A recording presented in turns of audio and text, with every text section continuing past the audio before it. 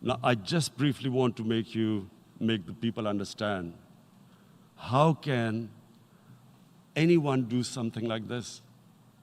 And for that, I have to explain to you what is RSS. RSS, Mr. Narendra Modi is a life member of RSS. RSS was an organization that was inspired by Adolf Hitler and Mussolini, came about in 1925. They believed in racial purity, racial superiority. They also believed they were an Aryan race like the Nazi believed they were an Aryan race. All that I'm saying can be verified. This is the time of information revolution. You can Google all this, what I'm saying. But it is very important for me to explain this to you so you know what is happening in India. This RSS believed in the ethnic cleansing of Muslims from India. At one point, there was racial superiority of the Hindu race. Secondly, it was hatred for the Muslims and for the Christians, because they believed that this golden age of Hindu civilization was stopped because of Muslim rule centuries back and then the British rule of India. So it was racial superiority and hatred for Muslims and Christians. This is openly stated. You look at the founding fathers of RSS, Golwalkar and Savarkar. Just Google them and you'll find out. And this ideology of hate is what murdered the great Mahatma Gandhi in 1948. It was this ideology of hate that made Narendra Modi in 2002 do a pogrom against Muslims in Gujarat when he was the chief minister. He allowed 3 days for these RSS goons who were inspired by the Hitler brown shirts. They actually wear brown shirts. This RSS, the Congress Home Minister gave a statement that in RSS camps, terrorists are being trained. And these terrorists butchered 2,000 Muslims and 150,000 Muslims were made homeless. Narendra Modi could not travel to the US because of that. And I need to make you understand this background before I explain to you that what sort of a mindset would lay siege to 8 million people with 900,000 troops. Women, children, sick people, locked in as animals. In fact, of what I know of England, if 8 million animals were locked in, the RSPCA would have made a lot of noise about it. These are human beings.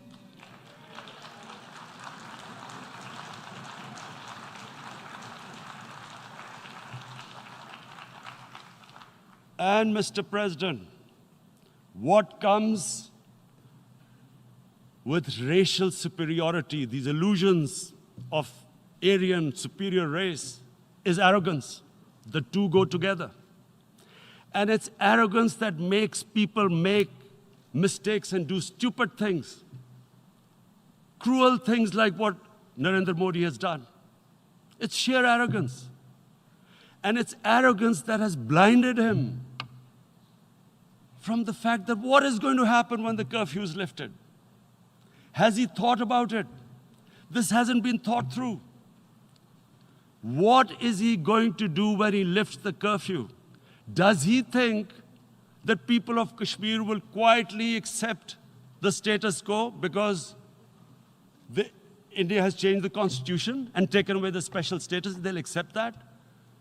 Mr. President, 100,000 Kashmiris have died in the past 30 years because they were denied the right given by the United Nations, the right for self-determination. 100,000 have died and 11,000 women have been raped. There are two United Nations human rights reports on this. The world hasn't done anything because India is a huge market, 1.2 billion people. Sadly, the material prevails over the human. But this has serious consequences. Again, I repeat, that's why I'm here. Look, what is going to happen when the curfew is lifted will be a bloodbath. The people will come out. There are 900,000 troops there. They haven't come to, as Narendra Modi says, he's done this for prosperity of Kashmir. This is supposed to be for the development. These 900,000 troops, what are they going to do when they come out? There'll be a bloodbath. Has he thought it through what happens then? Mr. President, has anyone thought that what happens when there is a bloodbath? What do you think the impact will have on people of Kashmir? What do you think they will think? The way they have been boxed in their houses, treated like worse than animals, no rights. Thousands of all the political leadership has been arrested, taken out of Kashmir. Even those Kashmiri leaders who were pro-India have been taken out. 13,000 boys have been picked up and taken to God knows which destinations. So what do they think? What will the people of Kashmir do when they lift the curfew? They will be out in the streets. And what will these soldiers do? They will shoot them. They've already used pellet guns, blinded young boys. In the last 6 years, the 5 years, the oppression that has gone on in Kashmir.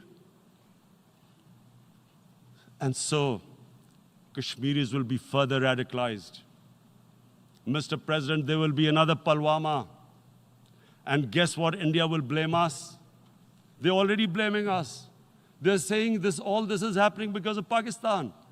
One of their defense ministers said, there are 500 terrorists lined up on the border to go in. Why would Pakistan send 500 terrorists when there are 900,000 troops? What impact are they going to make? What will they do? And don't we know that the moment there is some terrorist attack, all that will happen is there'll be further cruelty and oppression of the people of Kashmir. We will just give the 900,000 troops to further crush the people of Kashmir.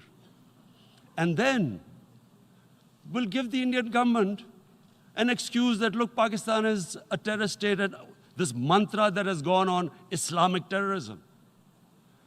The moment you use this catchword, Islamic terrorism, the whole world turns away. No one talks about human rights.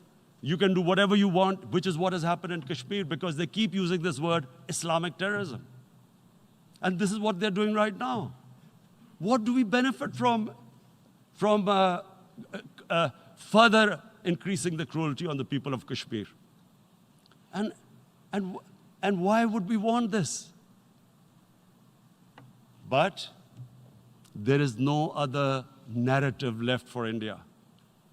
As when they lift the curfew, whatever happens, Pakistan will be blamed, and there is always a danger of another Pulwama.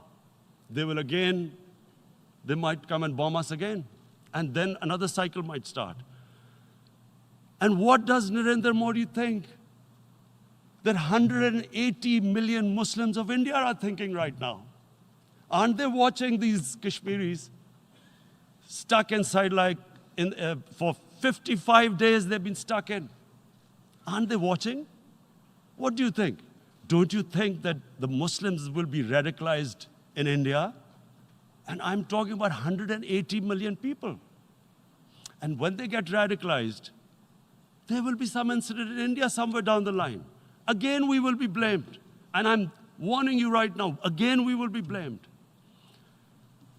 And Mr. President, what about 1.3 billion Muslims who are watching this?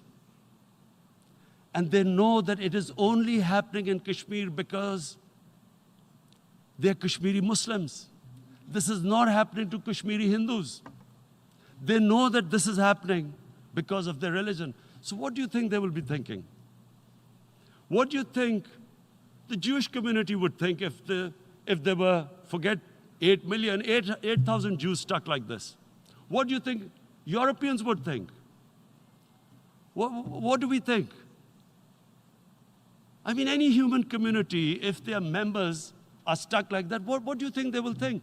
Are we a children of a lesser God? Is it not going to cause us pain? And then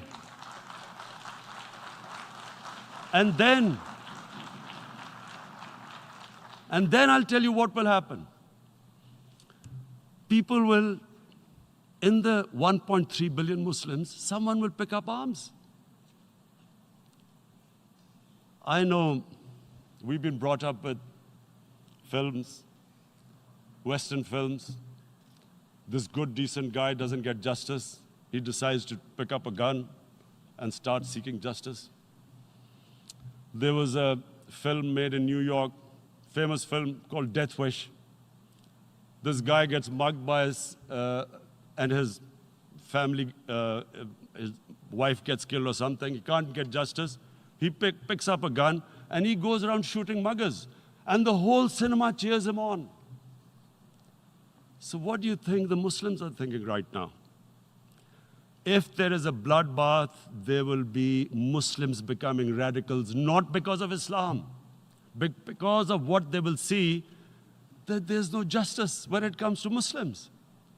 There were Rohingya Muslims, Myanmar, who are, God knows, almost 1 million people out, ethnic cleansing. What was the response of the world community? So what do you think will be the response of 1.3 billion Muslims? I picture myself. I'm in Kashmir. I've been locked up for 55 days. I have heard about, and there are rapes, Indian Army going into homes, soldiers. Would I want to live this humiliation? Would I want to live like that? I would pick up a gun. You're forcing people.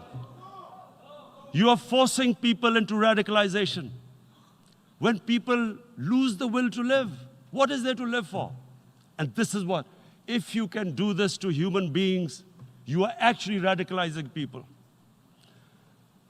And so, Mr. President, I want to repeat here, this is one of the most critical times. There will be a reaction to this. Pakistan will be blamed. 2 nuclear-armed countries will come face to face like we came in February. And before we head in that direction, the United Nations has a responsibility. This is why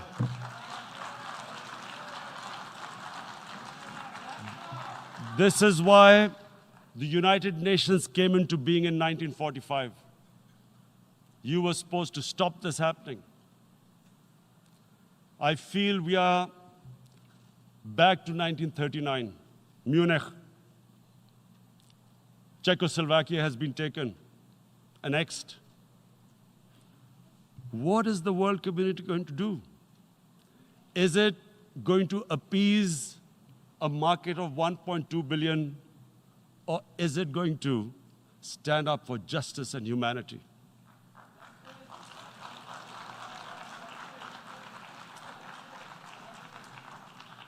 If this goes wrong, you hope for the best, but be prepared for the worst.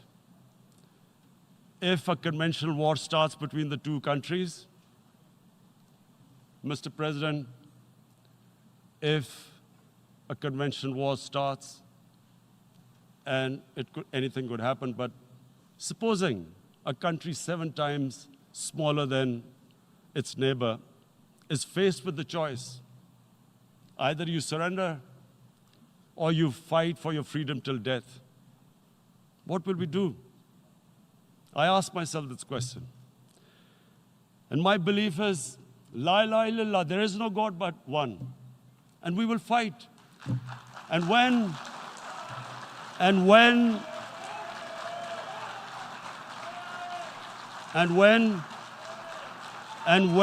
a nuclear-armed country fights to the end, it will have consequences far beyond the borders. It will have consequences for the world, which is why I repeat I'm here. Because I'm warning you, it's not a threat. It's a fair worry that where are we headed? And I've come here to tell the UN, you've got to, this is a test for the United Nations. You are the one who guaranteed the people of Kashmir the right of self-determination. They are suffering because of that. And this is the time. This is the time not to appease like in 1939 appeasement took place. This is the time to take action. And number one action must be that India must lift this inhuman curfew, which has lasted for 55 days. It must free all political prisoners, and especially those 30